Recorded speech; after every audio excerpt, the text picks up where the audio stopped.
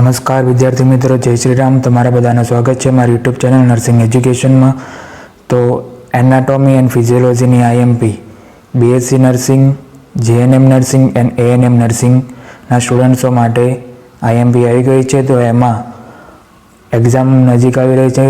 Approximately મે ending કાં તો જૂન સ્ટાર્ટિંગની અંદર એક્ઝામ આવી જશે, કાં તો 10 થી 15 તારીખ સુધીમાં તમારું ટાઈમ ટેબલ આવી જશે.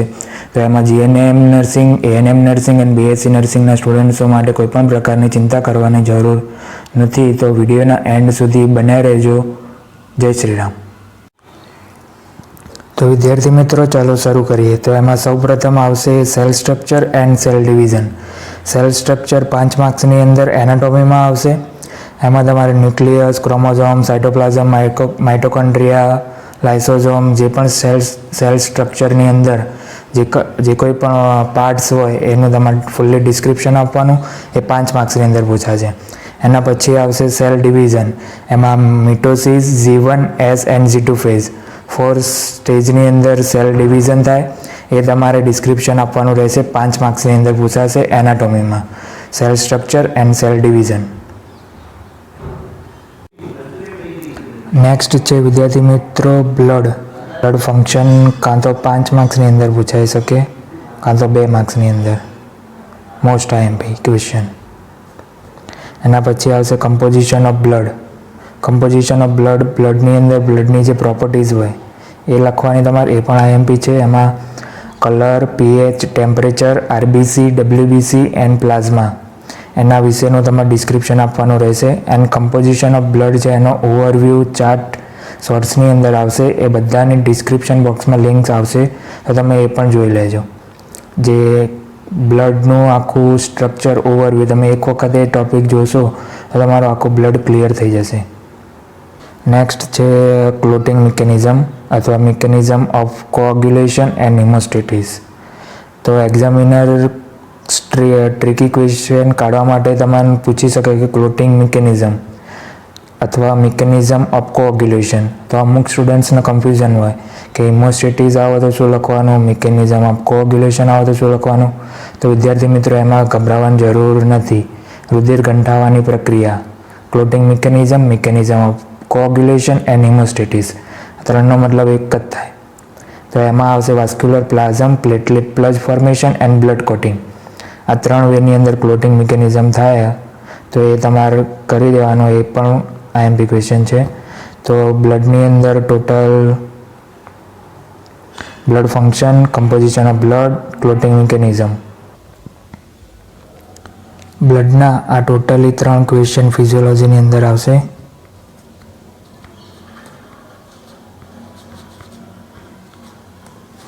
એમાં કમ્પોઝિશન ઓફ બ્લડ એ 5 માર્ક્સમાં અને આ પણ 5 માર્ક્સની અંદર આવશે.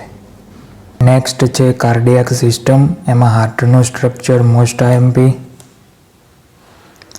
8મા ધોરણથી હાર્ટ આવે એટલે બધાને આવડતું જ હોય.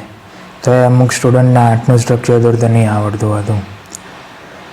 એના પછી છે કાર્ડિયાક સાયકલ. એમાં આવશે તમારું atrial systole, ventricle systole and joint diastole. એના પછી છે કન્ડક્ટિંગ સિસ્ટમ ઓફ હાર્ટ. એની અંદર આવશે SA node, AV node, atrioventricular bundle અથવા bundle of His and Purkinje fibres. અને લાસ્ટમાં difference between artery and Wien.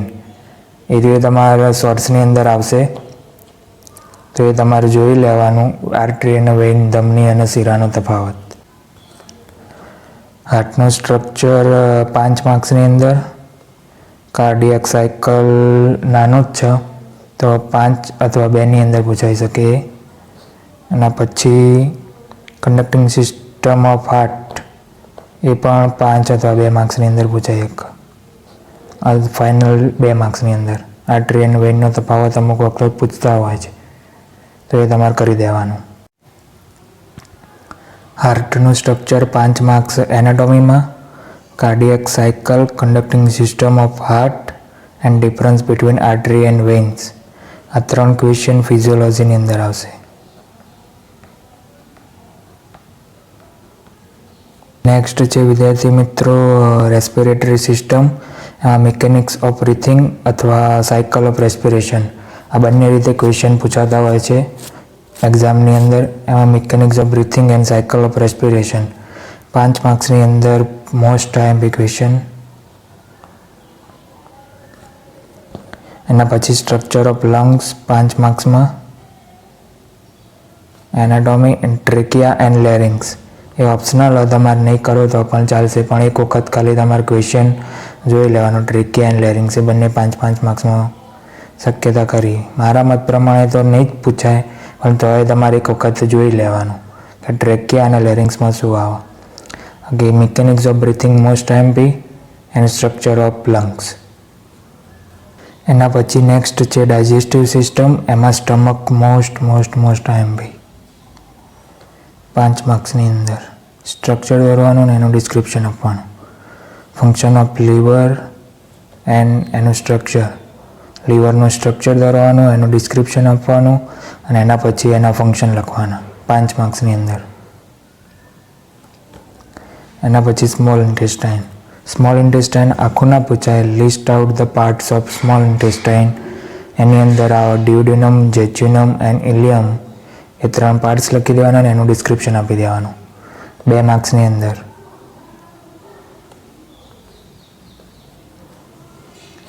બે marks small intestine and large ઇન્ટેસ્ટાઇનમાં પણ એ જ રીતે parts of the list out the parts of large intestine.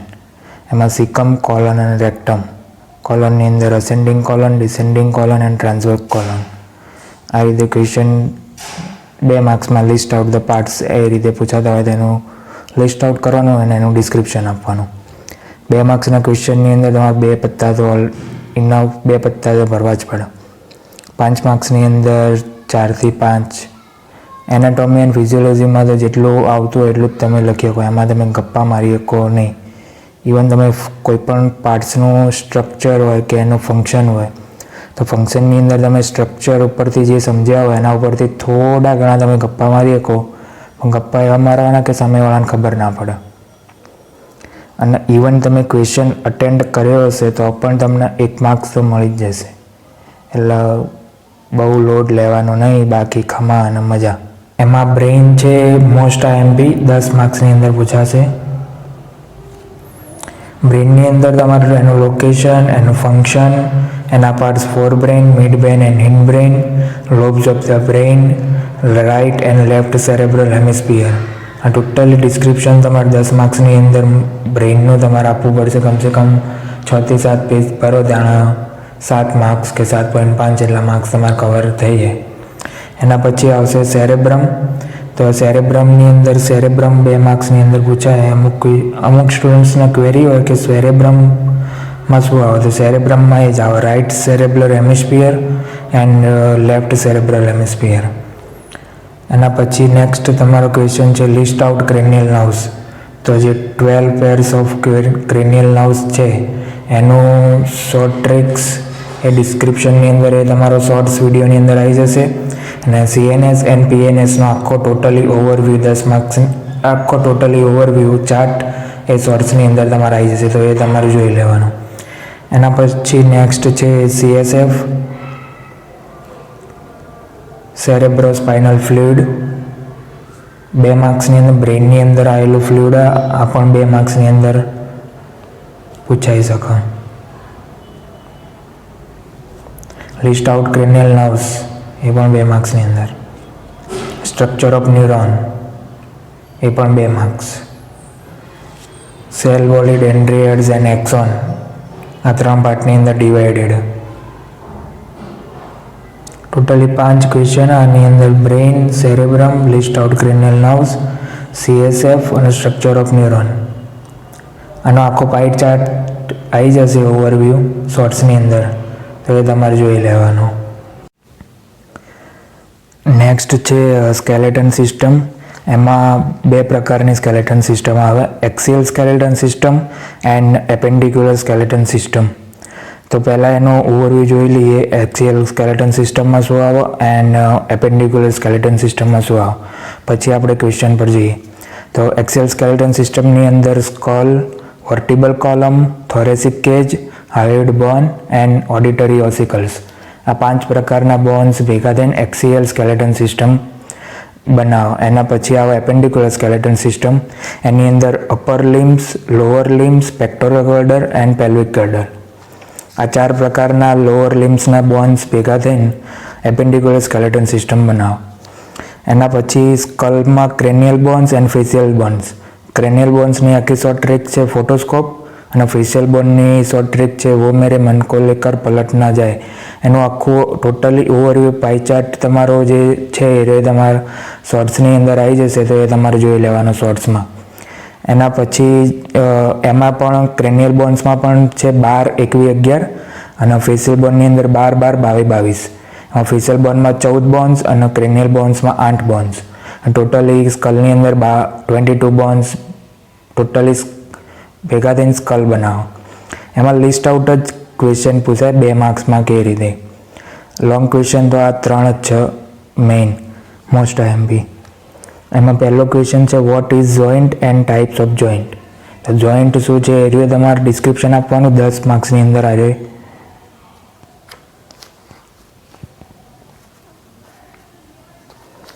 દસ માર્ક્સની અંદર ક્વેશ્ચન આવશે what is joint and types of joint. એમાં 6 પ્રકારના જોઈન્ટ છે. એમાં pivot joint, shoulder joint, elbow joint, wrist joint, pelvic joint and ની જોઈન્ટ. નીના અથવામાં એ hinge joint અને શોલ્ડરના અથવામાં એને બોલ એન્ડ સોકેટ જોઈન્ટ કહેવાય. પણ મેં જે આ 6 કીધા એ પ્રમાણે તમે લખશો તો તમને ઇઝી પડશે. આ ક્વેશ્ચન થઈ ગયું what is joint and types of joint. એના પછી સ્ટ્રક્ચર ઓફ લોંગ બોન અથવા ફ્યુમર બોન. ફ્યુમર બોન ના આવે તો સ્ટ્રક્ચર ઓફ લોંગ બોન, તો એ ફ્યુમર જ આવે. તો એમાં અમુક સ્ટુડન્ટ્સને ખબર ના હોય કે સ્ટ્રક્ચર ઓફ લોંગ બોન કયું, તો સ્ટ્રક્ચર ઓફ લોંગ બોનમાં ફ્યુમર બોન આવે. ફ્યુમર બોન 5 માર્ક્સની અંદર આવે. બોન્સ કોઈ પણ પૂછાય 5 માર્ક્સની અંદર. એના પછી સ્ટર્નમ બોન અને બ્રેસ્ટ બોન, થોરેસિક કેજની અંદર આવેલું સ્ટર્નમ બોન અને બ્રેસ્ટ બોન. એમ સિવાયના બોન્સ તમારે જોઈ લેવાના કે અલ્ના, રેડિયસ, એ બંને જોઈ લેવાના. પણ મેઇન આ બંને ફ્યુમર બોન અને સ્ટર્નમ બોન મોસ્ટ આઈએમપી.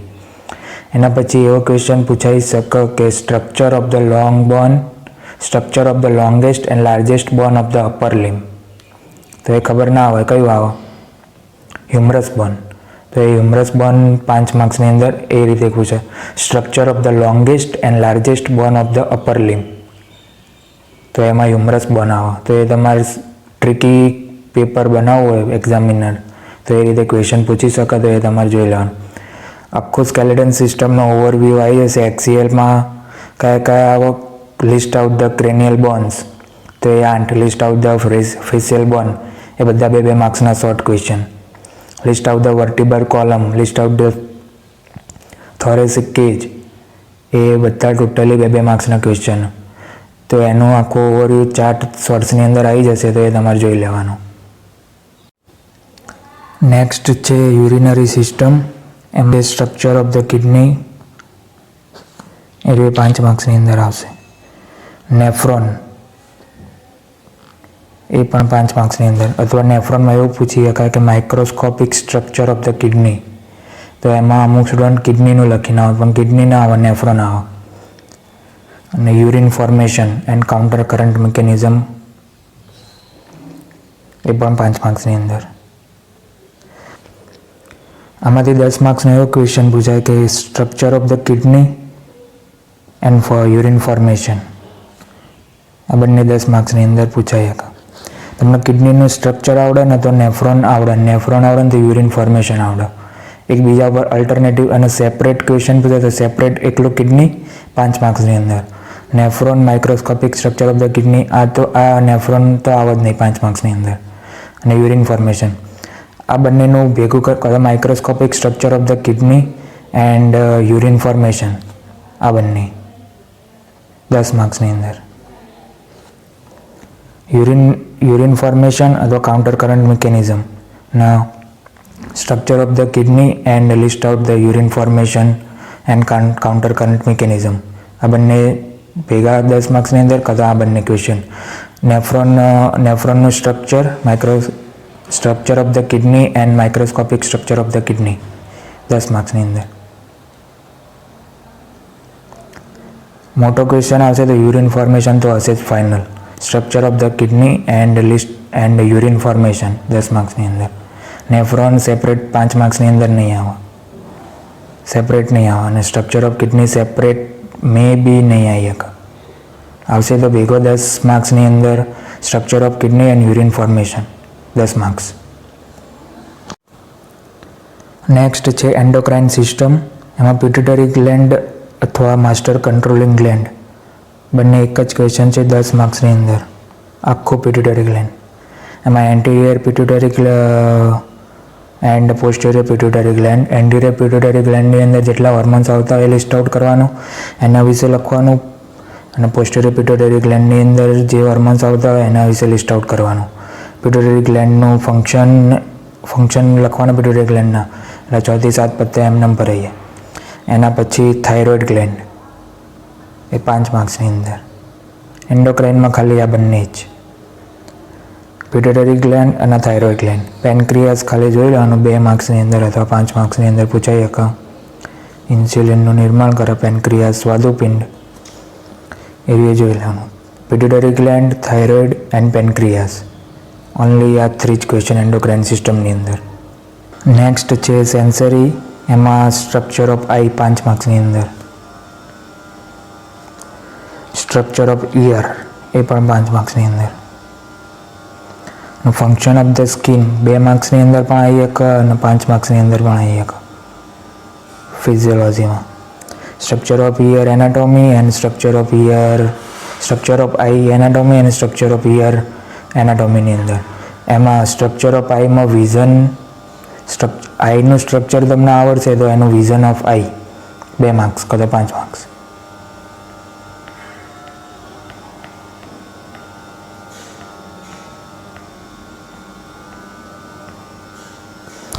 વિઝન ઓફ આઈ. એના પછી સ્ટ્રક્ચર ઓફ ઇયર, અને એનું સ્ટ્રક્ચર ઓફ ઇયરમાં પ્રોસેસ ઓફ હિયરિંગ.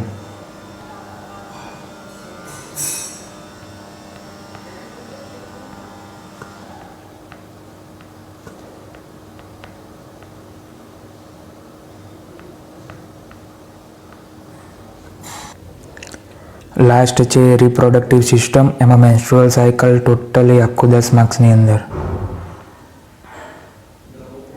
યુટેરસ એ 5 માર્ક્સમાં, અને ઓવરી ગ્લેન્ડ એ 5 માર્ક્સ અથવા 2 માર્ક્સની અંદર પૂછાઈ શકે. અથવા ફંક્શન ઓફ ઓવરી, ફંક્શન ઓફ યુટેરસ, આ રીતનાનો ક્વેશ્ચન પણ બની શકે. અને બીજું 2 માર્ક્સની અંદર list out the female reproductive organs and second list out the male reproductive organ. એ બંને ક્વેશ્ચન 2 માર્ક્સની અંદર તમારે જોઈ લેવાના. રિપ્રોડક્ટિવ સિસ્ટમમાં બીજું તો કંઈ જ નહીં. Menstrual cycle, uterus and ovary, totally આટલા ક્વેશ્ચન આવશે. તો વિદ્યાર્થી મિત્રો, અત્યાર સુધીમાં એનાટોમી એન્ડ ફિઝિયોલોજીનો ટોટલી સિલેબસ કવર થઈ ગયો છે. એમાં કયો ક્વેશ્ચન કઈ રીતે લખવાનો, કેટલા માર્ક્સની અંદર લખવાનો, અને એમાં મેં તમને જેમાં શોર્ટ ટ્રિક્સ અને ઓવરવ્યૂ પાઈ ચાર્ટનું મેં તમને કીધું હતું એ બધું જ ટોટલી 10 કે 15 તારીખ સુધીમાં શોર્ટ્સમાં આવી જશે. મને ટાઈમ મળશે તો હું સાયકોલોજી એન્ડ સોશિયોલોજીની IMPનો ટ્રાય કરીશું. તમે કોમેન્ટમાં મને જણાવજો. અને ઉપરના જે ક્વેશ્ચન છે જે આ એનાટોમીમાં લખવાનું, ફિઝિયોલોજીમાં તમને કંઈ ખબર ના પડી હોય તો કોમેન્ટમાં જરૂર જણાવજો, તો એનું પણ આપણે સોલ્યુશન લાવીશું. બધા વિદ્યાર્થી મિત્રોને ઓલ ધ બેસ્ટ. ભગવાનને પ્રાર્થના કે બધા જ વિદ્યાર્થીઓ પાસ થઈ જાય. જય શ્રી રામ મિત્રો, આવજો.